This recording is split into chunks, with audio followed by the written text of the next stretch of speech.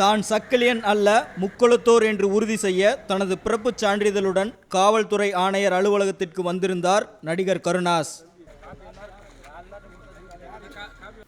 கடந்த ஒரு வாரத்துக்கு முன்னாடி ஒரு வாரமலர் பத்திரிகையில் இயக்குனர் சக்தி சிதம்பரம் அவர்கள் சொன்னதாக அந்த வாரமலரில் ஒரு செய்தி, அதாவது கருணாஸ் என்பவர் தேவர் சமுதாயத்தைச் சேர்ந்தவர் அல்ல, அவர் வேறொரு மாற்று சமுதாயத்தைச் சேர்ந்தவர் அப்படிங்கிற ஒரு செய்தி ஒன்று வந்தது. அந்த செய்தி தொடர்பாகவும் சென்னை கோர்ட்டில் நஷ்டஈடு கேட்டு 50 லட்ச ரூபாய் நஷ்டஈடு கேட்டு அந்த இயக்குனர் மேலேயும் அந்த வாரப்பத்திரிகை மேலேயும் வழக்கு தொடரப்படுவதற்கு முன்பாக கமிஷனர் அவர்களை பார்த்து புகார் மனுவாக கொடுத்துருக்குறோம். நேற்று என்னுடைய வீட்டுக்கிட்ட 2 பேர் தமிழ்நாடு தேவர் பேரவைங்கிற பெயரில் ஒரு 20-25 பேருக்கு மேலே ஆர்ப்பாட்டம் அப்படிங்கிற பெயரில் என்னை பற்றியும் என்னுடைய சமுதாயத்தை பற்றியும் இழிவாக எந்த விதமான ஆதாரங்களும் இல்லாமல் அந்த இடத்துல ஒரு கூச்ச குழப்பங்களை ஏற்படுத்தியிருக்கிறாங்க. அவங்க மேலேயும் ஆதாரங்கள் எந்த விதமான ஆதாரங்களும் இல்லாமல் என்னை பற்றியும் என்னுடைய மனைவியை பற்றியும் என்னுடைய சமுதாயத்தை பற்றியும் என்னுடைய பிறப்பை பற்றியும் ஒரு சந்தேகத்தை பொதுமக்கள் மத்தியிலே ஒரு குழப்பத்தை ஏற்படுத்துவதற்கான ஒரு சூழ்ச்சி வேலைகளை திட்டமிட்டு சமுதாய அமைப்புகள் நடத்தி கொண்டிருக்கக்கூடிய சிலர் என்னுடைய முக்குளத்தோர் புலிப்படை என்கின்ற அறக்கட்டளையினுடைய வளர்ச்சி பிடிக்காமல் என்னுடைய உண்மையும் என்னுடைய உழைப்பும் என்னுடைய இளைஞர்களை நான் வழிநடத்துகின்ற விதமும் அவர்களுக்கு பிடித்திருப்பதால் அவர்கள் அதிகப்படியாக ஒவ்வொரு மாவட்டங்களிலும் குறைந்தபட்சம் 26 மாவட்டங்களுக்கு மேலாக என்னுடைய முக்குளத்தோர் புலிப்படையினுடைய வளர்ச்சி மற்றவர்களுக்கு பிடிக்காத காரணத்தால் திட்டமிட்டு இது போன்ற அவதூறு செய்திகளை என்னை பற்றி பரப்பி கொண்டிருக்கின்றார்கள். அவர்கள் மீது தக்க நடவடிக்கை எடுக்க வேண்டும் என்று என்னுடைய அனைத்து ஆதாரங்களையும் காட்டி என்னுடைய பிறப்பு சான்றிதழையும் காட்டி ஆய்வாளரிடத்திலே நான் கம்ப்ளைண்ட் கொடுத்திருக்கிறோம். தொடர்ந்து இது சம்பந்தப்பட்டவர்கள் மீது தமிழ்நாடு முழுவதும் இருக்கக்கூடிய நீதிமன்றங்களில் என்னுடைய அமைப்பு நிர்வாகிகள் அத்தனை பேரும் வழக்கு தொடர இருக்கின்றார்கள். நன்றி, வணக்கம். முக்குளத்தோர் புலிப்படை என்பது ஒரு அறக்கட்டளை.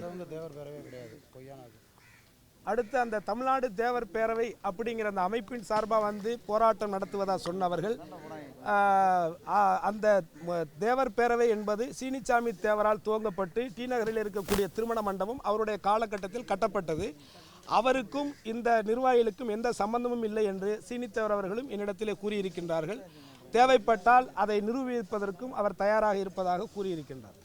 அதாவது 2வது முறையாக இந்த மாதிரியான பிரச்சனை ஏன் என் மேலே வருது அப்படிங்கிற உங்களுடைய கேள்விக்கு சரியான பதில் எந்த விதமான இன்றைய காலகட்டத்தில் இருக்கக்கூடிய இளைஞர்கள் மதுக்கு அடிமையாகவும் ஒரு குறிப்பிட்ட ஏதாவது ஒரு காசு பணத்தை கொடுத்தால் அவர்களை விலைக்கு வாங்கி விடலாம் என்கின்ற நம்பகத்தன்மையோடு இருக்கக்கூடிய அமைப்புகளுக்கு மத்தியில் எந்த விதமான பிரதிபலனையும் எதிர்பார்க்காமல் சுயநலம் இல்லாமல் பொதுநலத்தோடு செயல்படுகின்ற என்னுடைய செயல்பாடுகளை பிடித்து அதன் அடிப்படையிலே பொதுநலத்தோடு இருக்கக்கூடிய என்னுடைய சமுதாய இளைஞர்கள் கல்வி ரீதியாகவும் பொருளாதார வளர்ச்சியும் அடைய வேண்டும் என்ற நம்பிக்கை என் மீது வைத்திருப்பதால் அவர்கள் அத்தனை பேரும் வெகுமாரியாக மாவட்டம் வாரியாக பார்த்தீங்கன்னா மிகப்பெரிய அளவில் அந்த கூட்டம் நிறையா கூடுறதுனால இதை பொறுக்க முடியாமல் தான் இந்த சமுதாய அமைப்புகள் நடத்தக்கூடிய தலைவர்களால் திட்டமிட்டு இந்த பொய் பிரச்சாரங்கள் பரப்பப்படுகிறது.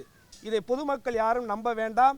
என்னுடைய இன்னொரு விஷயம் தன்னுடைய பிறப்பின் மீது நம்பிக்கை இல்லாதவர்கள் தான் மற்றவருடைய பிறப்பின் மீது சந்தேகப்படுவார்கள். என்னை பொறுத்தவரை நான் பிறந்தது புதுக்கோட்டை, என்னுடைய சொந்த ஊர் தாஞ்சூர், திருமய மாவட்டத்துக்கு உட்பட்டது. என்னுடைய கிராமத்திலே கிட்டத்தட்ட 2500க்கு மேற்பட்ட தலைக்கட்டுகள் இருக்கிறார்கள்.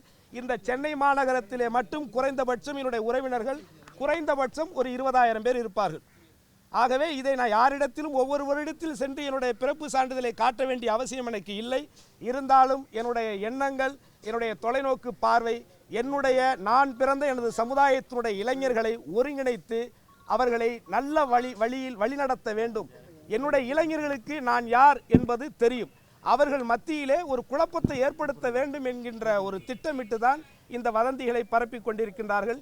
எந்த ஒரு வதந்தியாக இருந்தாலும் எந்த ஒரு சூழ்நிலையிலும் அதை சட்டப்படி நான் சந்திக்க தயாராக இருக்கிறேன்.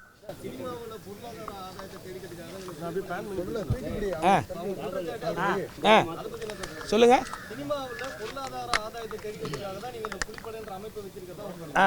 இந்த முக்குளத்தோர் புலிப்படை அறக்கட்டளை என்பது கடந்த 5 ஆண்டுகளுக்கு முன்பாக உருவாக்கப்பட்டது.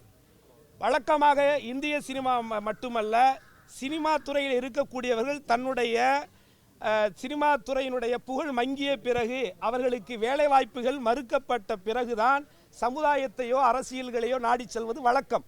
ஆனால் 5 ஆண்டுகளுக்கு முன்பாக நடிகர் கருணாஸ் என்பவன் எந்த நிலையில் இருந்தான், எந்தெந்த படங்களில் நடித்துக் கொண்டிருந்தான் என்பது தமிழக மக்கள் மட்டுமல்ல, சினிமா துறையும் அறிந்த ஒரு உண்மைதான்.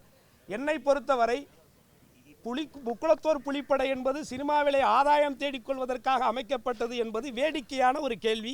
அதற்கு உண்மையாக பதில் சொல்ல வேண்டும் என்று சொன்னால், இந்த அமைப்புக்கு என்னை இணைத்து கொண்டதுக்கு பிறகு சினிமா துறையிலே ஒரு புகழ்பெற்ற ஒரு நகைச்சுவை நடிகனாக இருந்த நான் அதிகமாக சம்பாத்தியம் செய்து கொண்டிருந்த காலகட்டத்தில் என் இனம் சார்ந்த என்னுடைய இளைஞர்களை வழிநடத்த வேண்டும் என்ற கொள்கையின் அடிப்படையிலே நான் உருவாக்கப்பட்ட முக்குளத்தோர் புலிப்படை உதயமானதற்கு பிறகு பொருளாதார ரீதியாக நான் மக்களால் அறியப்படும் நபர் ஜாதி மத பேதங்களை கடந்து தன்னை அடையாளப்படுத்திக் கொள்ள வேண்டும் என்பதே முன்னுதாரணமாக இருக்கும் நிலையில் கருணாஸ் சாதியை அடையாளப்படுத்தி செயல்படுவதன் நோக்கமும் பின்னணியும் ஏன் என்பது கேள்விக்குரியே.